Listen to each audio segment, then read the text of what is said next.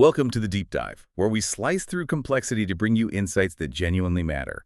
Today, we're diving into a really crucial piece of research. It challenges some conventional wisdom about our energy future, especially as we push towards, 100% renewable systems. The study is titled "The Pitfall in Designing Future Power Systems Without Considering Energy Return on Investment in Planning."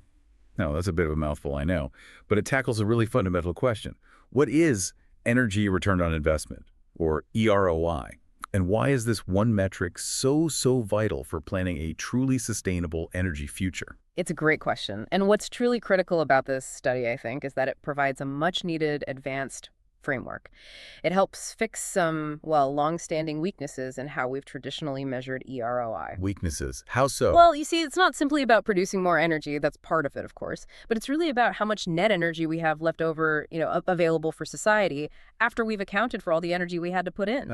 Okay, the energy cost of the system itself. Exactly. Building it, operating it, maintaining the whole thing. Societal well-being, our progress, it fundamentally depends on having a sufficient supply of this net energy. So this study's core mission, really, is to give us a robust, a reliable way to quantify that capability as we navigate this massive energy transition. It's about ensuring we're not just moving fast, but moving smart. Okay, let's truly unpack this then, because ERI, can sound a bit academic at first glance. You're saying it's a ratio energy out versus energy in. Sort of like investing, right? You want to know your return. That's a perfect analogy. How much profit in energy terms do you get back? But why has measuring this profit been so tricky for our energy systems? Yeah. They're complex, interconnected, changing all the time. Yeah, that complexity is key. Historically, EROI studies, they often rely on simplified models, and in the real world, those just don't capture the full picture. This led to a few key weaknesses. For instance, there's the issue of boundary conditions. Boundary conditions. Think about calculating the energy cost of making a car. Do you just count the energy used at the factory, or do you go all the way back, mining the ore, transporting materials, even making the machines that build the factory? So how far back do you draw the line? Precisely. Simplified studies often didn't draw a comprehensive enough boundary. Then there's primary energy quality. Not all energy is equal, right? Converting raw sunlight into usable electricity for your home takes different kinds of energy inputs than, say, extracting crude oil. Okay, that makes sense. Plus, real systems are dynamic. Technologies have different lifespans. The grid design itself changes over decades. So this study meticulously addresses these limitations. It pulls together established energy statistics, advanced life cycle assessment techniques. Life cycle assessment. That's the cradle-to-grave energy tracking. Exactly, from raw materials right through to disposal or recycling. And it combines that with sophisticated energy system modeling. This integrated approach, it allows for a truly justifiable apples-to-apples comparison of EROI values as the energy system transforms over time. It's a huge leap forward for robust, long-term planning. That deeper dive into why it was tricky before is really helpful. So armed with this powerful new methodology, the researchers didn't just theorize, they applied it. And here's where it gets really interesting. You mentioned this earlier. They chose Israel. Why Israel? What makes it such a unique, almost perfect test case? Israel's energy system offers a truly unique lens. The study calls it an energy island. An energy island? Yeah, it's geographically isolated, no grid connections to neighboring countries. And currently, it's remarkably fossil fuel dependent, something like 94% of its energy demand. Critically, it's also a Sunbelt country, loads of sunshine, but very little in a way of other significant renewables like wind or hydro. So lots of sun, but kind of stuck on its own, relying on fossil fuels. Exactly. That combination makes it a compelling, though definitely challenging, real-world laboratory for transitioning to 100% renewables, especially one that would lean almost entirely on solar PV. In fact, previous studies for Israel have even explored extreme scenarios, like up to 99.5% solar share. Wow, okay, that's high. It really lets us see the stark implications of very high variable renewable energy VRE penetration, especially how you design the system, how you manage curtailment. Curtailment? Yeah. We'll come back to that. And critically, the sheer amount of energy storage you need. So the insights we get from Israel, while the specific numbers might be unique, they offer really strong lessons that can be generalized to other energy systems globally. It's like a fascinating, isolated experiment happening in real time. Okay, so this sophisticated model applied to this unique energy island. What did the study actually uncover about the pitfall it mentions in the title? What were the big takeaways? Maybe some surprises. Well, the main finding is that the EROI trend is surprisingly sensitive. It depends heavily on the specific path you choose for the energy transition and on subtle but really crucial differences in system design. What it revealed was that achieving very high solar PV penetration, like pushing towards 100% solar by 2050, it carries a significant sustainability risk. Oh, risk. How so? Specifically, the EROI value can fall below 10.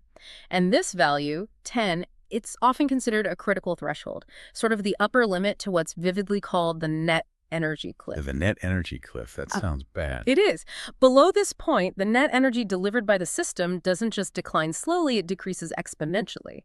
Imagine an incredibly hungry machine that needs more and more of its own energy just to keep itself running, leaving less and less for everything else society needs. That's the cliff. That's a really powerful visual. And you're saying this wasn't just about how fast we make the transition, not just the pace. Exactly. And this is a critical distinction the study makes. The observed decline in EROI wasn't simply due to the rate of transition. Surprisingly, it resulted more from fundamental system design changes and the specific technology choices made along that path. So it's the how, not just the how quickly. That feels counterintuitive. Many people might just assume adding more renewables is always better. Precisely. It highlights that how we build the system, the specific components we choose, how we configure them, how they interact, is just as important, maybe even more important, than simply how quickly we install new capacity. It really challenges that assumption that just adding more solar panels indefinitely is automatically the best path. Okay, so if the how of the design is so critical, what specific factors are driving this potential EROI decline? You mentioned curtailment, storage. How do these pieces fit together? Right. The study identified a strong, almost intertwined relationship between three key parameters: curtailment, the level of VRE penetration, and the amount of storage capacity. All right, let's break those down. Curtailment first, that's deliberately not using available renewable energy. Sounds wasteful. It does sound counterintuitive, doesn't it? But the study found that allowing optimal curtailment, purposefully spilling some energy when it's super abundant, like midday sun, was absolutely crucial. Scenarios that tried to limit curtailment, forcing the system to use every single electron produced, actually led to building highly non-optimal, overbuilt systems. Really? How did that affect ERI? In those limited curtailment scenarios, ERY values plummeted significantly earlier, sometimes dropping below that critical threshold around only 40% VRE penetration. In stark contrast, systems designed with optimal curtailment policies maintained much higher EROI values, staying healthy even up to about 85% VRE penetration. So allowing some waste actually makes the whole system more energy efficient overall. Exactly. It optimizes the overall system design. It avoids building excessive, unnecessary infrastructure transmission lines, maybe even some storage, which reduces both the financial and the energy costs. It's like a smart chef, who doesn't feel obligated to use every last scrap if it compromises the final dish or uses way too much energy in the process. Okay, that makes sense. What about storage? That seems obviously crucial for renewables. It is crucial, but the relationship is complex. The study found EROI initially sees a slight increase with low levels of storage. This is because that initial storage primarily serves diurnal needs daily cycles, storing daytime solar to use at night, basically. Right, smoothing out the day. But here's the kicker, and this is where that net energy cliff risk really becomes apparent. After you get to roughly 85–90% VRE penetration, the need for seasonal storage dramatically increases. Seasonal storage, so storing energy for weeks or months, not just hours. Precisely. Bridging those longer gaps, like storing summer sun for winter use when there's less solar generation. And with that huge increase in seasonal storage need comes a massive increase in the energy invested in manufacturing, installing, and operating these very large, long-duration storage facilities. Because the scale is just so much bigger. Immense. And that leads to a sharp decline in EROI. Why? Because providing even small incremental gains in VRE penetration at those very high levels, going from, say, 90% to 95%, requires truly enormous, disproportionate amounts of storage capacity, far beyond what's needed for just daily balancing. The sheer scale, the materials needed, it becomes a massive energy sink itself. Okay, so curtailment helps optimize, but too much reliance on massive storage, especially seasonal, hurts EROI. What about technology improvements? Does that help? It does. Technological advancement plays a pivotal role, especially for solar PV and batteries. The study definitely factored this in. Improvements in solar PV itself, they projected PV EROI increasing significantly, maybe from around 19 in 2020 up to 41 by 2050 in their reference scenarios that certainly helped the overall system EROI. Good news there. But interestingly, the learning rate, how fast the tech improves, and critically, the lifetime of the batteries had a more pronounced effect on the system's overall EROI, Hmm. especially at high penetration levels. The batteries were more sensitive. Yeah. Scenarios assuming slower battery innovation or maybe shorter battery lifetimes, like only a 10-year life, needing replacement more often, perhaps with 20% oversizing for degradation, those showed the system ERI dropping below that critical value of 10 much sooner. It really underscores that slow or delayed innovation in battery technology, particularly long-duration storage, carries a significant risk for the energy transition if we're designing systems that rely heavily on large battery capacities to reach those very high VRE goals. It's a definite warning flag. So putting this all together, what does it mean for us actually designing the future grid? Considering Mhm. these complex interactions, the pitfalls of storage, the importance of curtailment, it sounds like we can't just, I don't know, throw solar panels and batteries at the problem and assume it works out. That's exactly right. We need a more nuanced approach. And the study strongly emphasizes that resource diversification can largely minimize this sustainability risk, even for Sunbelt countries like Israel that seem perfect for just solar. Diversification. So mixing it up. Yes, relying on a mix of renewable resources, wind, geothermal, maybe sustainable bioenergy where it makes sense, perhaps even importing clean energy if possible rather than almost exclusively on solar PV, can significantly reduce the need for that massive energy costly seasonal storage and also potentially reduce excessive curtailment. For instance, the study points to other global modeling scenarios that actively promote resource diversity, and those can achieve EROI values comfortably higher than 10, staying well clear of the cliff. So maybe some past studies showing poor EROI for 100% renewables weren't wrong, but they maybe used weaker methods or assumed less optimal designs. That's what this study suggests, yes. Those earlier studies might have suffered from some of those methodological weaknesses we discussed, or perhaps made system design assumptions that weren't fully optimized, maybe didn't account for optimal curtailment properly, or underestimated technology improvement. So this gives us a more optimistic but definitely more nuanced picture. Okay, so the picture isn't bleak, which is definitely good news. But it absolutely demands smarter planning. It sounds like we need a truly multi-criteria approach, not just optimizing for the lowest dollar cost or the lowest emissions figure alone. Absolutely. This raises a really important point. The design of future energy systems requires serious consideration of EROI as a core planning parameter. Right alongside the traditional economic and environmental goals, we need more sophisticated, multi-criteria design tools that can weigh all these factors simultaneously.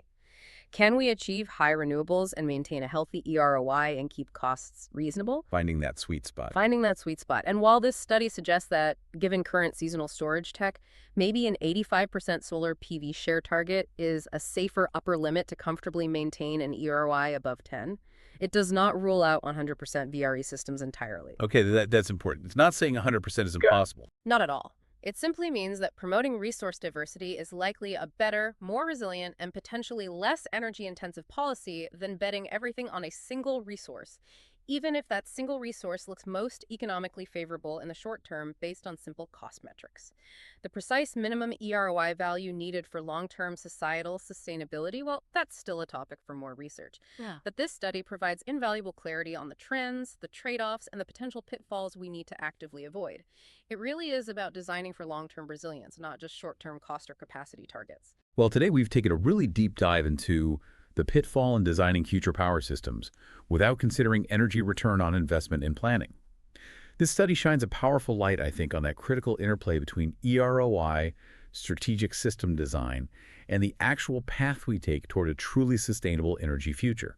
It's a crucial reminder that reaching 100% renewable energy isn't just about installing enough capacity. It's about strategically designing these incredibly complex integrated systems so they provide sufficient net energy without us accidentally sliding off that net energy cliff. And what's truly encouraging here, I feel, is that the study makes it clear we do have the tools and the knowledge to navigate these risks. It's achievable through smart design choices, through resource diversification. It's really a powerful call for critical thinking, for questioning our baseline assumptions about what an optimal energy system truly looks like, and for prioritizing the fundamental physics of energy, that EROI concept, right alongside economics in our planning. The long-term future of our energy supply and, frankly, our societal sustainability really depends on getting this right. It certainly gives you something profound to think about, doesn't it? As we make this massive transition, are we consciously building systems that will truly provide the net energy our society needs for generations to come? Or are we perhaps inadvertently digging ourselves towards that net energy cliff? Thank you for joining us on the Deep Dive.